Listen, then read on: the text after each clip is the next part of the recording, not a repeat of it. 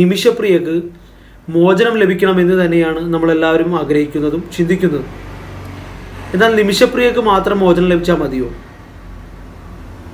ഇന്ത്യക്ക് പുറത്തുള്ള വിഷയങ്ങളാകുമ്പോൾ അതിൽ വളരെ സത്യസന്ധമായ നിലപാടുകൾ എടുക്കുകയും ഇന്ത്യക്കകത്ത് സമാനമായ വിഷയങ്ങൾ വരുമ്പോൾ അവിടെ ഭയപ്പെട്ട് മിണ്ടാതിരിക്കുകയും ചെയ്യുന്നതിനെ എന്ത് പേരിട്ടാണ് വിളിക്കാൻ കഴിയുക? കഴിഞ്ഞ കുറേ നാളുകളായിട്ട് സംഘപരിവാർ വരക്കുന്ന ക്യാൻവാസിനകത്ത് നിന്ന് മാത്രം ചിന്തിക്കാനും പ്രവർത്തിക്കാനും കഴിയുന്ന ഒരു സാഹചര്യത്തിലേക്ക് കേരളത്തിലെയും ഇന്ത്യയിലെയും രാഷ്ട്രീയ പാർട്ടികളും മതസംഘടനകളെല്ലാം മാറിയിട്ടുണ്ട്. പ്രത്യേകിച്ച് തീവ്രവാദം, ദേശദ്രോഹം, ദേശീയത, പാകിസ്ഥാനെതിരെയുള്ള നിലപാട്, യുദ്ധത്തിലുള്ള നിലപാട്, ചുരുക്കി പറഞ്ഞാൽ കഴിഞ്ഞ കുറേ നാളുകളായിട്ട് നമ്മൾ പരിശോധിച്ചാൽ RSS വരച്ചു വച്ചിരിക്കുന്ന ഒരു ക്യാൻവാസ് ഉണ്ട്. ആ ക്യാൻവാസിന് പുറത്തേക്ക് ചിന്തിക്കാൻ കേരളത്തിലെ ഇന്ത്യയിലെ ഒരു രാഷ്ട്രീയ പാർട്ടികൾക്കും കഴിയുന്നില്ല എന്നുള്ളത് വളരെ സങ്കടകരമായ ഒരു കാര്യമാണ്. ഇപ്പോൾ റീസെൻ്റായിട്ട് നിമിഷപ്രിയ എന്ന ഒരു യുവതിയുടെ വിഷയം, അവരുടെ ജയിൽ മോചനം ഒരുപക്ഷെ അസാധ്യമാവാനാണ് സാധ്യത. കാരണം ആ കുടുംബം, കൊല്ലപ്പെട്ട യുവാവിൻ്റെ കുടുംബം മോചനത്തിന് പണം വാങ്ങില്ല എന്നുള്ള, ബ്ലഡ് മണി വാങ്ങില്ല എന്നുള്ള നിലപാട് കഴിഞ്ഞ ദിവസം പുറത്തു വന്നിട്ടുണ്ട്. അതുകൊണ്ട് തന്നെ അതിനുള്ള സാധ്യതകൾ വളരെ കുറവാണ്.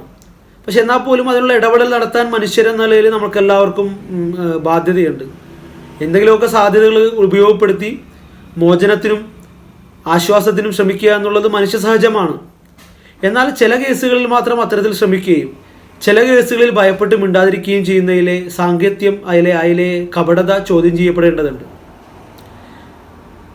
പരപ്പനങ്ങാടിയിൽ സക്കരിയ എന്ന് പറയുന്ന യുവാവ് 10-14 വർഷമായി ബാംഗ്ലൂർ ജയിലിൽ കിടന്നുകൊണ്ടിരിക്കുകയാണ്. ആ യുവാവിൻ്റെ ഉമ്മ ബിയുമ്മ കിടപ്പിലാണിപ്പോൾ.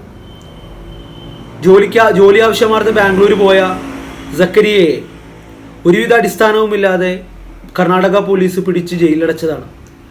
അപ്പോൾ ആ സമയത്ത് BJP ഗവൺമെൻറ് ആയിരുന്നു, ഇപ്പോൾ അവിടെ കോൺഗ്രസ് ആണ്. പക്ഷേ ആ വിഷയത്തിൽ പോലും സത്യസന്ധമായി ഇടപെടാൻ പലർക്കും കഴിയുന്നില്ല, ധൈര്യവുമില്ല എന്നുള്ളതാണ്.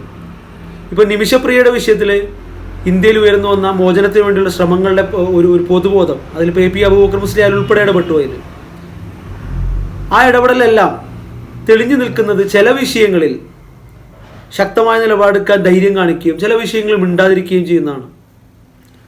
ഇന്ത്യയും പാകിസ്ഥാനും തമ്മിൽ യുദ്ധം ഉണ്ടാകുമ്പോൾ അതിലെ നീതിയോ അനീതിയോ ന്യായമോ അന്യായമോ ഒന്നും പറയാൻ പലർക്കും ധൈര്യം ഉണ്ടാവുന്നില്ല. കാരണം അപ്പുറത്തെ പക്ഷത്ത് മുസ്ലിങ്ങളാണ്, അല്ലെങ്കിൽ പാകിസ്ഥാനാണ്, മുസ്ലിം പേരാണ്, ഇസ്ലാമിക രാജ്യമാണ്. എന്നാൽ സമാനമായ മറ്റു വിഷയങ്ങൾ വരുമ്പോൾ, അല്ലെങ്കിൽ ഇന്ത്യക്ക് പുറത്ത് അത്തരത്തിൽ ഒരു ഇറാനും ഇസ്രായേലും തമ്മിൽ യുദ്ധം വരുമ്പോൾ അവിടെ നിലപാടെടുക്കാൻ പലപ്പോഴും മടി വരുന്നില്ല.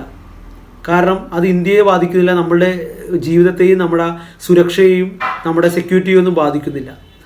അത്തരത്തിലൊരു സ്യൂഡോ നിലപാട്, മനസ്സ്, കാപട്യം നമ്മുടെ എല്ലാം ഉള്ളിൽ നിറയുന്നുണ്ടോ എന്നുള്ളത് നമ്മൾ പരിശോധിക്കേണ്ടതാണ്.